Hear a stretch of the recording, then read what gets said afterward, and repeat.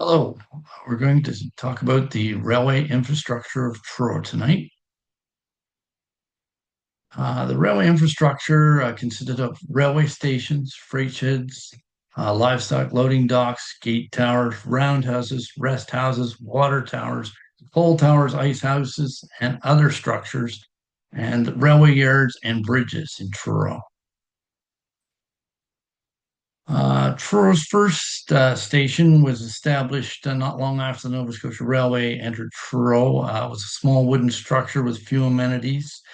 This early panoramic view of Truro, taken in 1871, was taken from the hill, approximately where Douglas Street School is, and it shows the first station in Truro, and it was a long, narrow building that was constructed for the train to pass through within the inside of it, and then the platforms and that were within.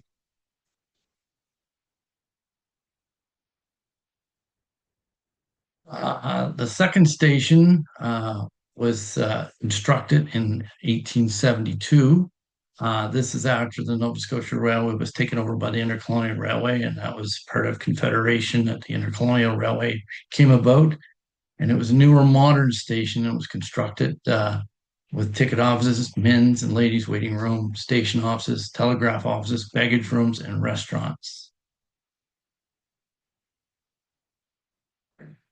In this overview of Truro map, it was approximately an 1879 map, shows the position of the Intercolonial Station, which is under the word Esplanade, the rail yards that were in front of the station, and what was a roundhouse or facility across the tracks to service the locomotives.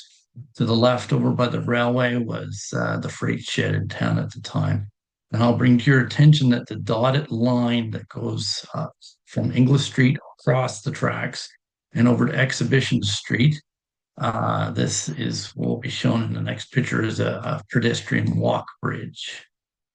So in this picture, above the horse carts, you'll see the pedestrian walk bridge that was constructed over the rail yards to allow the people who lived on the south side of the track to come across over the rail yard and enter into the downtown of Truro. These two postcards, which are very common cards that you'll see for sale on eBay and that of Truro of the time. These two photographs were taken from that particular bridge, showing the rail yard in front of the Intercolonial Station. And as all towns seemed to suffer at certain times in their lives, there was a fire, and the fire began down in around the freight shed area of the yard, and also burnt the abutments. As you can see, that the pedestrian bridge now has fallen in onto the rail yard, and it also had got into the railway station itself to make the station not as usable as it once was. So the plan was to build a third station at this time to take over from the one that was fire damaged, and it was started in 1912 by Frank Wilson, who was a contractor in Truro, and the station at the time cost approximately $200,000, which would equivalent to 5 to 6 million today. It was the most elaborate station built east of Montreal, with the red sandstone exterior, glazed Scotch tiles on the lower walls, the terrazzo tile floor, three grand fireplaces, gas lighting throughout, art glass canopy door cover, and copper roof on the tower. And as you can see, these light fixtures that were on the platform at the time, these were also gas lit light fixtures that were a few years later converted over to electricity. The town was just starting into get electricity grid going, and the station was built prior to the station being able to hook onto the grid. The blueprint here shows the railway station. These exist in the National Archives in Ottawa, that were part of CN's archives. So there is a full set of blueprints still available if you were wishing to model a building of this size. It's a beautiful model, I'm sure, if it was done. The station was 338 feet long by 56 feet wide at the center. The tower was 19 feet square and 78 feet high. This building consisted of an express, mail, and baggage area, which would be the west end of the station. The operator's office, telegraph office, carman's room, train crew room, ticket office, waiting rooms, and general women's waiting room were in the center of the building. On the east side, closest in the picture, is the lunch counter, which was on the track side, a newsstand, a restaurant, and the divisional superintendent, resident engineer were upstairs, head offices upstairs with other officers for the railway. As you can see, the structure, this is a photograph taken not long before it was demolished. The stonework at the front of the station was exquisite. You can see the date over the doorway when it was started, the crest of the Intercolonial Railway halfway up, and at the very top, block letters of Intercolonial Railway spelled out, and that was on three sides of the tower. Very few interior photos exist of the station, but these ones are postcards that were taken and made at the time to sell at the station. Shows the first picture on the top, the waiting room, and another exquisite ticket office with lead glass ceiling in that, and the tile floors. The bottom pictures are of the lunch counter and the newsstand. And this was on the track side, so you could duck in quickly and get something quick to eat. The restaurant was on the Esplanade side of the road, street side of the station, and that is the picture at the top on the right is they had a dining room, and then behind where the picture was taken would have been a kitchen to prepare the meals for both the lunch counter and the restaurant.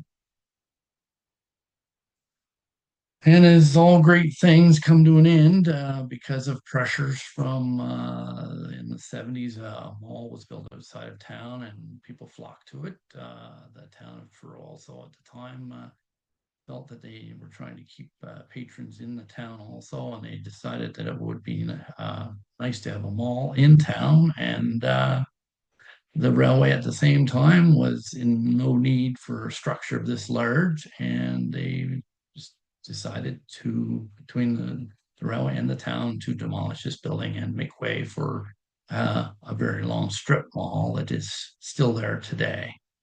And as you can see in the top right picture, there is the strip mall had been built up to the east side of the station. On that side, the strip mall was built again up to the west side of the station, and that's where the new railway offices and waiting room would be built. And when that was completed, then the employees and everything moved across to the new station in the strip mall, which still exists there today, which is, I guess we would call it the fourth station in Truro. And it's still operated by Via Rail, and with the railway offices have diminished substantially since then. Um, Approximately at the same time, because of business, the freight shed again was burnt in the fire previously, and it was required because of much of the freight coming going through the town by the railway. A brand new freight shed was built in 1914. It was 40 feet wide, 460 feet long, with offices, warehouse, and loading docks. It closed in 1981. That's the railway office in the freight shed itself. Many companies used the freight shed itself to transload from boxcars to trucks after that point. And the area that was the office area became the pensioners club for any of the pensioners in the Truro area. And in 1990s, the warehouse part was not required as much anymore. There was less of the loading and unloading boxcars to trucks. So the railway decided that at this point that they would remove the warehouse portion of the building. So as you can see at the in these two color shots, there was 10 loading doors for spot 10 boxcars each to the side. And you'll see a cut in the roof there, and that cut in the roof is where they demolished from that point back of the warehouse section and left the front part for, as you see the name on there, the Emerson Club, which was the name for the retirement group in Truro. They stayed in the front part until the late, just prior to the 2020, they disbanded the Emerson Club in Truro, the retirement club, and the building was turned or purchased by the town of Truro.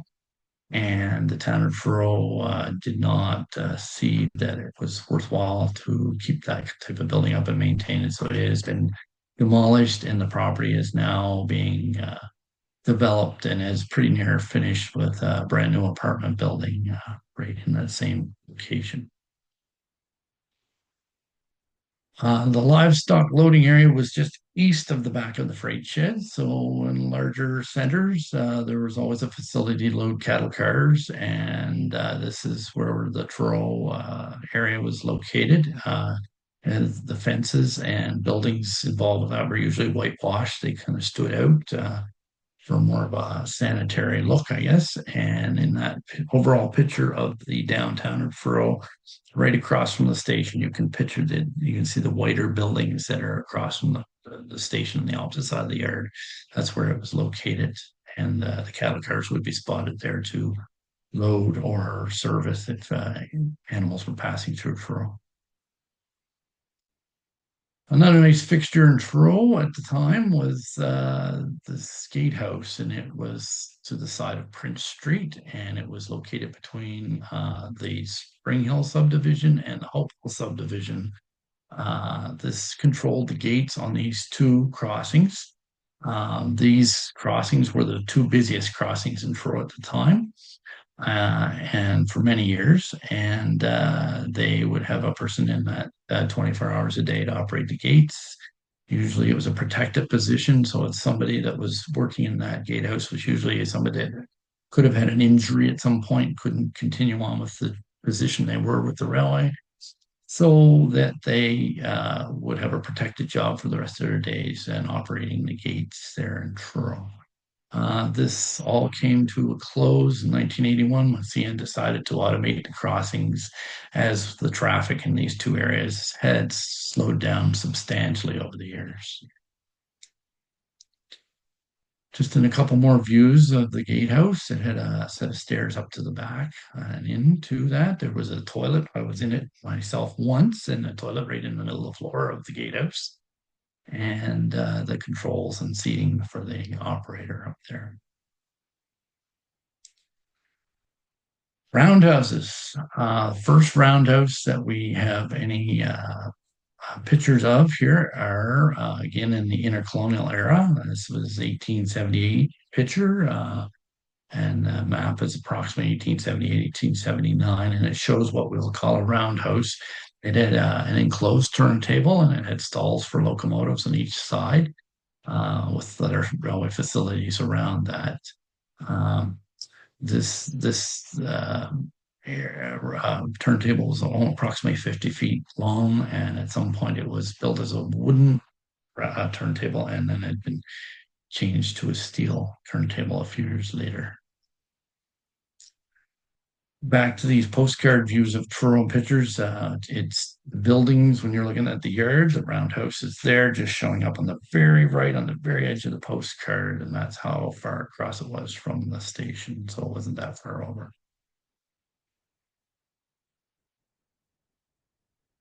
So the second roundhouse, again, would have been come along at the time when the station was being renewed, or not that long after.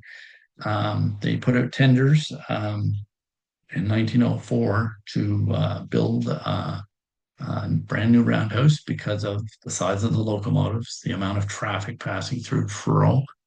So in this photograph, up through the center of the Esplanade, in horse and buggy days. If you look right to the straight to the back, and the station is on the right with the flags, and the hotels are on the left. There's a hump of what looks like trees or ground in the distance. This was called Andrew Moore's Hill, and it was removed in 1907. And this is where the new roundhouse was to be built. And there was quite a bit of fill from that removal. So that also was pushed down to the towards the Salmon River direction north, and also created another new rail yard in Truro, which we'll talk about shortly.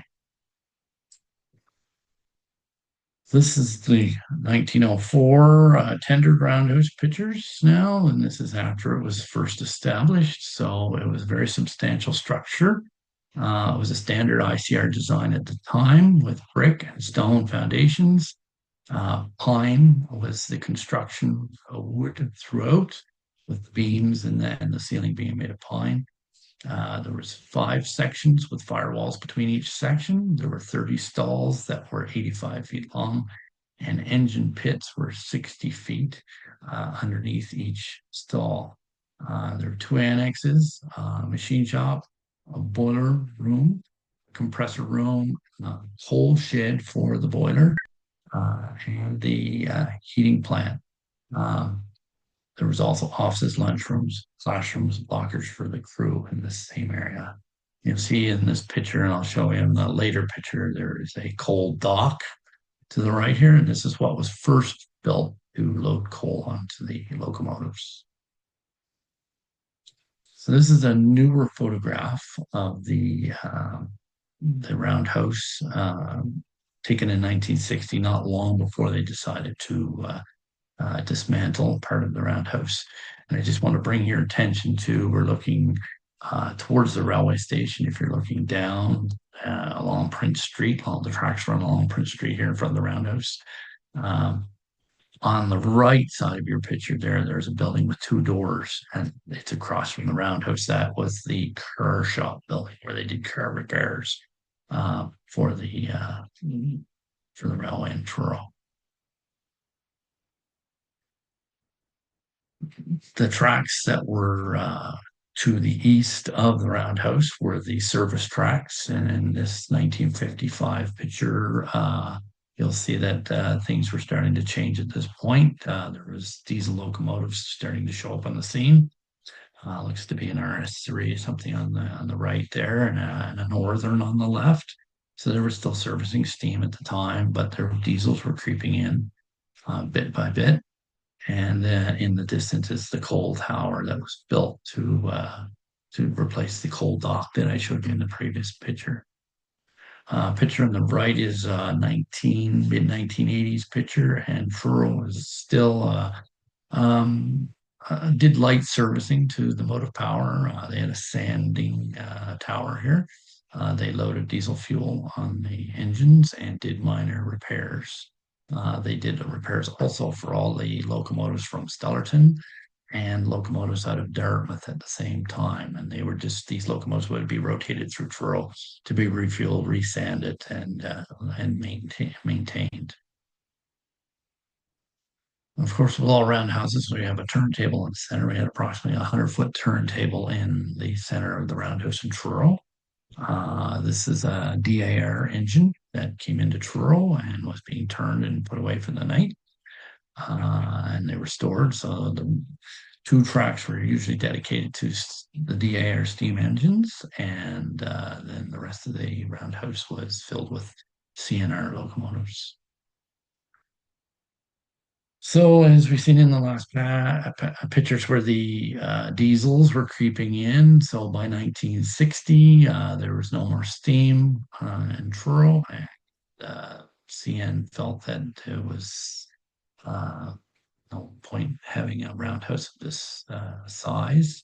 So they began to demolish 4 of the 5 sections of this roundhouse. And here we have CN's own crane that they operated in town at the roundhouse, and it was pulling down pieces of the roof and piling it up, and they were burning the roof and tearing the brick down. So the roundhouse became, like I say, maintenance and light repair of locomotives. And that was in this picture is the last of what was left of the roundhouse after they removed the four sections. The inside of the roundhouse itself wasn't used that much. This building in the front of us was the stores department. And they, like I say, they just did light repairs to the diesels here. So back the picture I showed you of the car shop on the right, just at the lower portion of that picture of the roundhouse. I don't have a good picture of the car shop, but it became in disrepair. Apparently, it was a wooden building and not brick like the roundhouse was. So the building, that portion of the roundhouse that wasn't being used, became the new car shop. So around 1976, they moved the car shop into the roundhouse, the remaining part of the roundhouse. A door was built into the east side of the roundhouse to allow a track to pass through the roundhouse, and this became their main car repair track in Truro. So anything that was brought out of the yard was pulled through there. Then the workers would work their way through repairing the cars and pushing them back at the door as they were fixed. Uh, Signals department was in where the locomotive repair machine shop was at one time. They moved in at this point. And the other picture on the right is there was two original doors to two original stalls in the roundhouse. And where that ballast car sits is the main car repair track in the car shop. And approximately where I'm standing or where the picture was taken is where the turntable would have been. Inside the what was left of the roundhouse in the 1980s, I took these pictures. We had a road repair truck and that was located inside the roundhouse. This truck was used to go out and do cars on after minor derailments. They had a Hosh gear. Then the remainder of the building was, like I said, they worked on the box cars, any cars that were coming and going and needed any repairs done on them. Here you can see a Carmen welding on the bolster of one. The other picture of the box car with the forklift behind it is the pushing the box car out after it's been repaired. And there's a dark picture of one of the empty stalls in the roundhouse at that time. On the Prince Street side, on the south side of the roundhouse, and since it had been built at that time, was the coach and coach yard that had steam pipes running out to coaches to keep them on heat while they waited in between trains. And these cars would be used to make up trains, generally for trains heading to Sydney, mostly. Um, Cabooses were maintained also in this area. And you'll see in this top picture, there's a tender from a Northern, which was here for fire suppression service. If there was ever forest fires or anything, they could take that with water out to put the fires out. And behind that tender, I don't know if you can make it out, but there's a reefer car. And up until 1981, until VIA did their large cutbacks in 1981, a lot of these cars were still, the older coaches were still ice air conditioned. So that reefer car was brought down from Moncton because there was still an ice company in Moncton supplying ice to CN. And that car was full of ice that was pulled out and put into these cars before they left for Sydney. So they would have air conditioning still. So 1988, they started to downsize Truro again, and we lost the diesel repair crew in the roundhouse. They were moved out to Halifax, mostly or Moncton, wherever they would move with their seniority. 1989, the car shop ran until 1989, and then they decided that the car shop would close here in Truro, and then most of the men at that time would have moved again into Halifax and continued to work down there. The stalls were demolished in 1990 because there was no need for the building here anymore. They were closing it out. And the machine shop portion of the building became a shell because this area was made into a wood loading area, unloading and loading rail cars. and they kept that shell for putting equipment in, but it was demolished in 2017. There wasn't much left of it. Um, this is a little close-up view of the roundhouse to show you the building that was behind the roundhouse, which was a rest house, and all major terminals in the area had rest houses for the crew, mostly engineers and firemen, because the other crew stayed in the vans. Uh, so when trains would come from over east or wherever, and they had to stay till the next train went out, this would be the rest house. So the building to the right of the water tower, you can see the large roof there. That was the local rest house at the time that was built. Just to show you on the roundhouse too, there was a modification made in the 1930s of the stalls, and you can see the stalls and the smokestacks have been moved out on the side, maybe 10 or 15 feet longer than what the original roundhouse was built. And this was to accommodate the larger engines, the Northerns that came into use in the 1930s here. Um, they lengthened stalls on the side, and you can see at the back also the roundhouse. Um, Again, as buildings get old, the old rest house is up for to be demolished for either it was not fit to be used anymore, and they did put crews into motels at that time, and whether they decided at that time that it wasn't worthwhile with all the crews to be using motels as they do now, they went and built a brand new rest house just behind the roundhouse where the old one was. This has since been taken over. The building was closed in the late 80s also, and basically a seniors home has been built. It's called Wallace Living at the end of Monroe Street, and it's a four-story building built in front of this, and this has been attached, and this is part of the seniors home now. A lot of areas had water towers because the steam engines were very thirsty for water, same as in Truro. This was for to supply water for the steam, but also to supply water to for suppression, fire suppression. They had hydrants in around the rail yard also. Um, so this is right behind the coach yard and beside the roundhouse. Like I said before, there was a coal dock initially built here on the side. You can see in that small picture on the left there, and probably not long after, say in the 1930s again, when the engines got very quite a bit larger and a lot more traffic passing through Truro, they went to standard coal tower, and the sand house was to the east side of that, the small building. You can see the wood. Beyond that is where the sand was kept, and then it was dried there and blown up into the locomotives for traction. And close to 19, and then this date on is 1959 is when this fire actually happened, and the tower has caught fire, the coal tower, and it was being put out at the time, but it was to the point at that time that this would never be required anymore anyway, because the only steam that was still basically running in Truro at that time was the DAR was coming in 1959.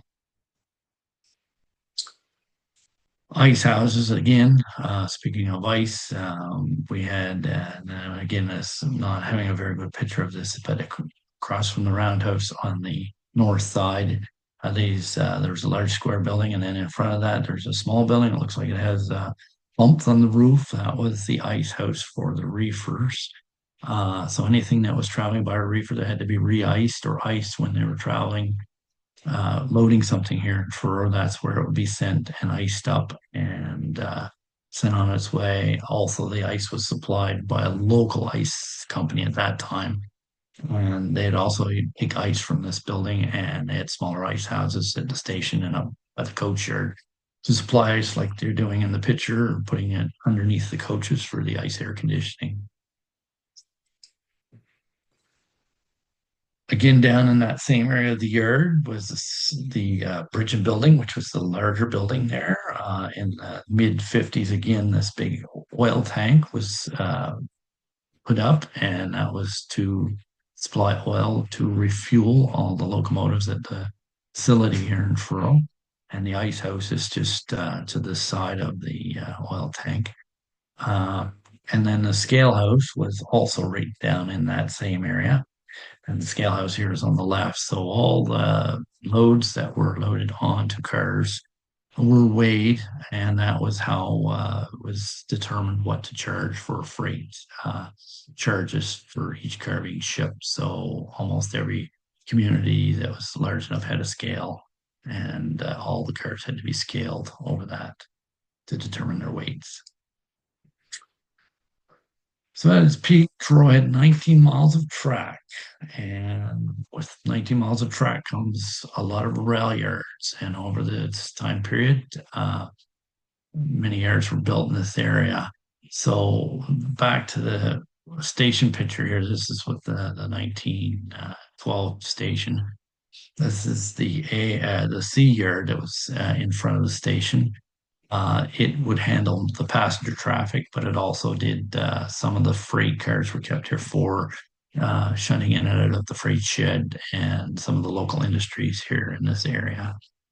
So that was the C yard, and it was the original yard in Truro.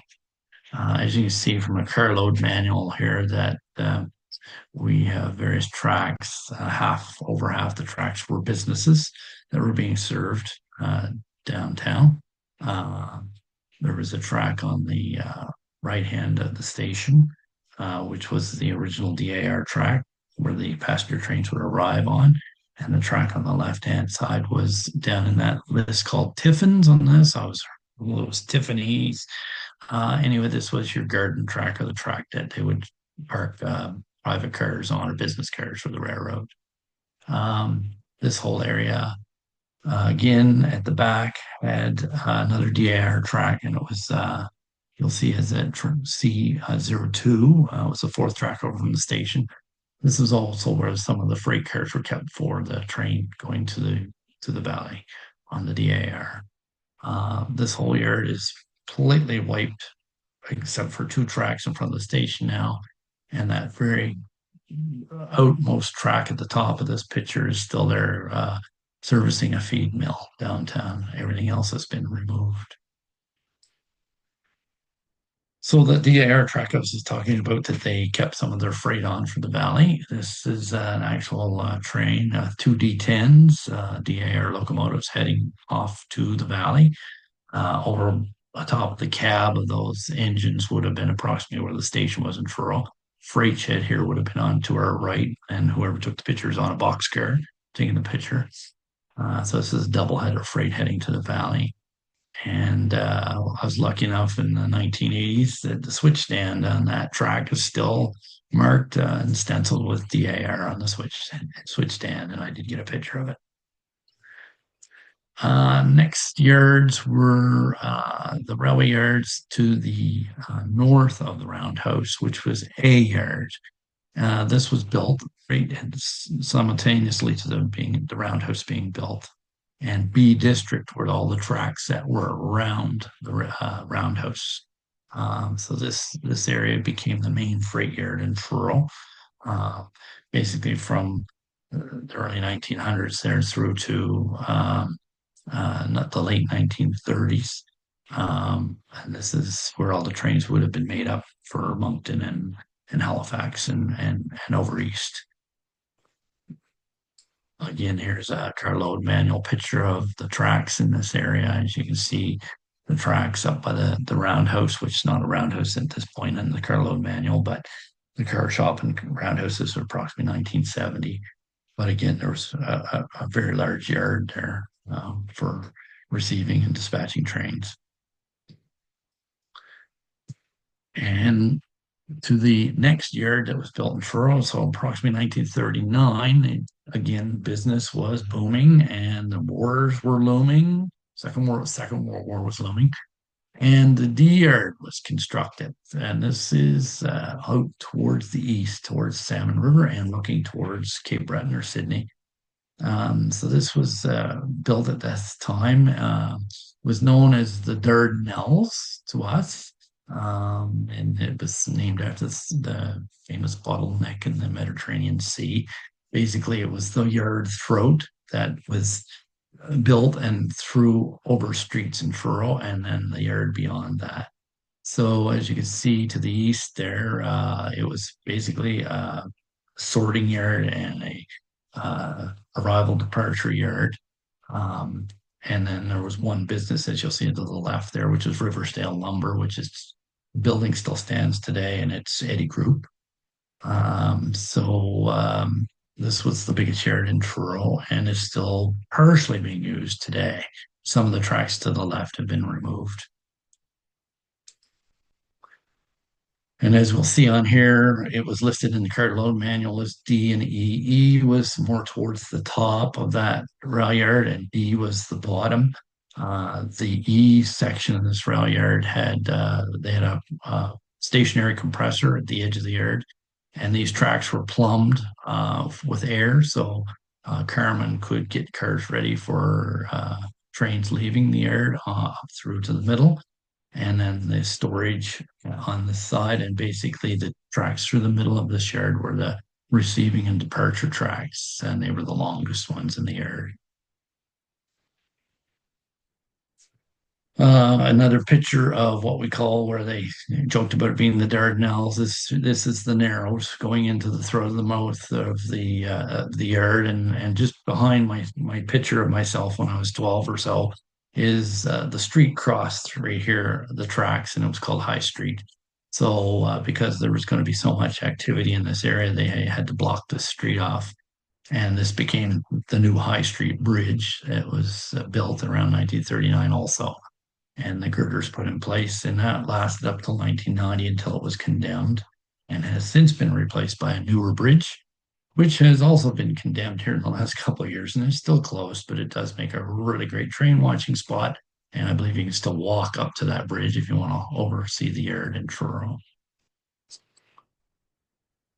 Another road that was blocked off at the east end of the yard was Gasper Cross Road. And down at that end, it was quite a bit more rural area of Truro. And so it was only requiring a pedestrian bridge across. The schools were on the left-hand side, rural housing on the right. So there was just a need for basically people get to business, to work, and to schools on the other side, and not vehicle traffic at that point.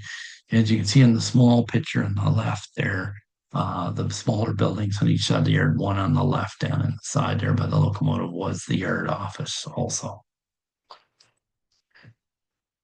Um, we're gonna just go into the EAR and how it played a small role in the infrastructure of Truro. So we're going to go through these slides on the DAR quickly. Uh, DAR was built between Truro and Windsor to um, take the resources out of Hants County, of course, the forestry at the time, but it was also a rail line to bring the freight from the Annapolis Valley through to Truro and forward and on west, or vice versa. I'm going to skip some of these slides here, but this is more of the details on the DAR and the costs. It was a 57-mile long line through, and it was started in 1898. It had a large bridge built over the Shubenacadie River, which was the thing that held up the rail line from being completed. It took 3 years to complete. Bridge sections were floated out onto the piers as the piers were constructed. It was quite an undertaking. Again, these are old pictures of the bridge being put in place. And this is an aerial view of the same area with the bridge now removed. And there's a tidal bore viewing platform on the Hants County side of the bridge there now. These are timetables from the Midland Railway, and the Midland Railway lasted up to about 1904, 1905, when it became the Dominion Atlantic Railway. The Dominion Atlantic bought the Midland Railway, figuring it was a good asset to have. The Midland Railway was using the facilities of the ICR in Truro and the DAR in Windsor anyway, so they didn't have much of their own facilities. So the DAR purchased it in 1905. And then this is a DAR locomotive in front of the old wooden station in Truro. There's some shots of the mixed trains in the 50s running through from Truro to Windsor. These cars are being loaded in Truro. This is the mix coming from Windsor heading towards Truro in Old Barns. Usually it was one freight and one mixed train a day each way on this line. But they would have many more extras that were troops moving to staging camps in Windsor and Kentville at that time, plus the extra freight going on. There was a Saturday shopper special train that came from, it was the only train that was dispatched out of Kentville to Truro on Saturday mornings. Left very early in Kentville and arrived in Truro mid-morning and allowed the shoppers in Truro to shop, go to some entertainment, and get back on the train and return home again on every Saturday. This lasted up into the 50s. This picture is showing the mixed train leaving the CNR main line in Truro and heading down the DAR tracks. And to the left is where the community college is located, where we have the Truro Model Railway shows in October. And this is right behind that same spot. 1959 again was when steam ended on the DAR, and the last steam engine came to Truro in the last week of April, and they decided that at that point the DAR would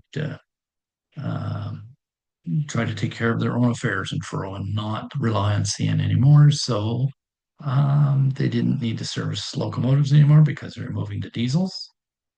So they began to build their own railway station on Willow Street in Truro. And this station was built as a warehouse and station in the front so they could handle trucks, boxcar traffic. The little picture on the side there is of a coach that was a temporary station until the main station was built and an express truck parked in front of it there. So when that was finished, there was a new station there with Truro on it, and the express truck is now from the new station. A small rail yard was built west of that station, two extra tracks other than the main line, so that the DAR had a chance to uh, shuffle cars or get their train in order in that area. Tool houses were at one time out in Clifton, 7 miles out of Truro. They were moved to Truro also at the time. So all the employees would be in Truro for the DAR.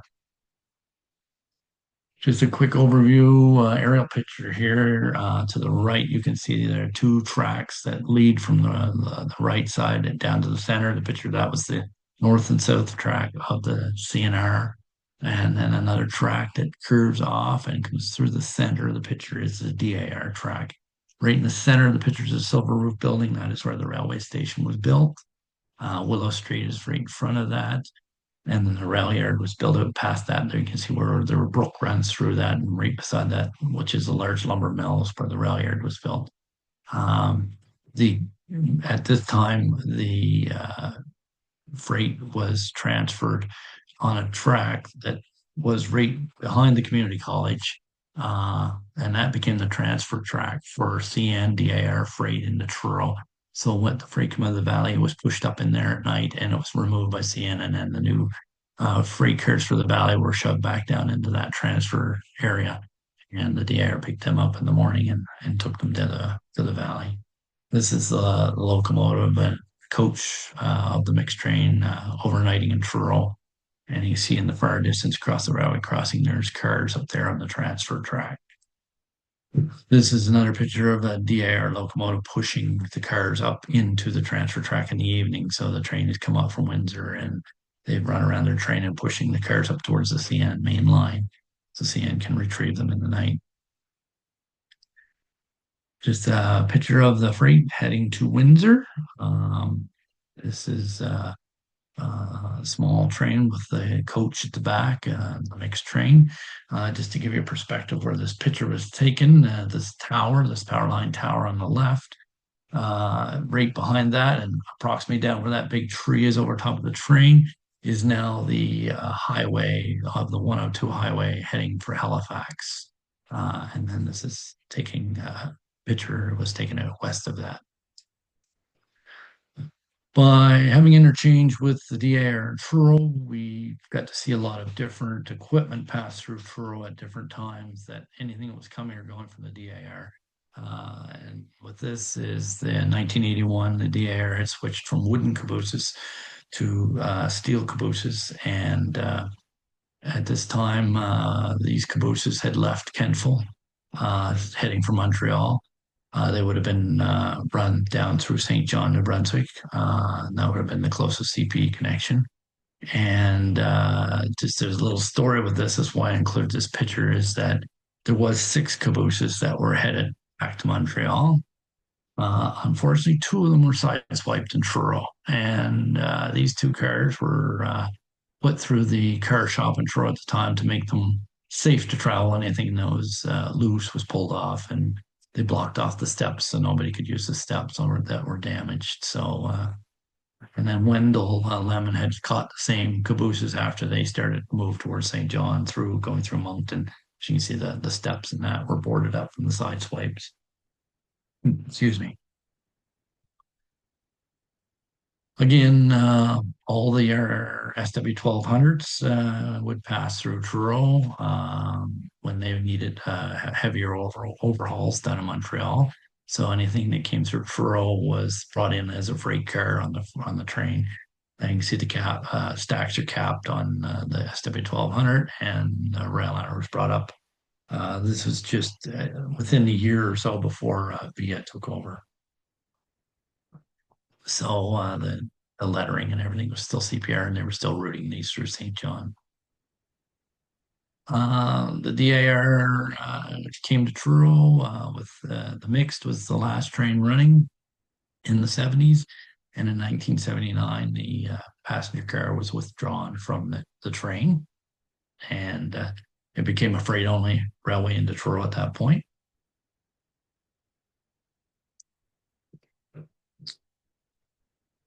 And just a picture here of the conductor and brakeman having a big feed of corn on the cob in the van, and this was on the mixed train coming up through Hants County, also just for fun. But anyway, service ended in 1982 June. They had hit a sudden kink outside of Windsor, and they went a year without operating on the line and diverting all the freight through to Windsor Junction and Halifax as a trial, and the trial must have worked out, and they were able to abandon the rural subdivision of the DAR in 1985, and the transformers started to be removed in 1986.